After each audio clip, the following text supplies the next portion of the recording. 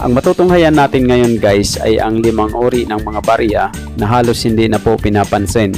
Ngunit lingid sa kalaman ng iba sa atin, ito po ay mayroong mataas na selling price online.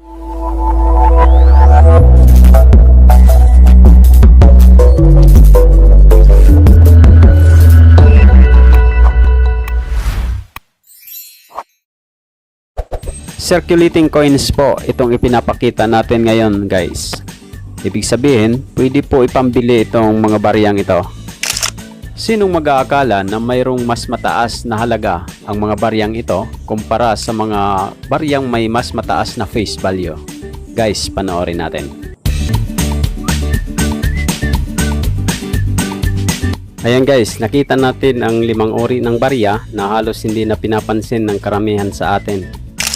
Marami pa pong uri ng mga barya ang ipapakita natin dito. Kaya guys, kung hindi pa kayo nakasubscribe, ay mag-subscribe na kayo at i-click ang notification bell para updated kayo sa mga susunod nating uploads. At ito ang laging tatandaan, ang barya ay mahalaga at dito sa CCTV, ito ang bida.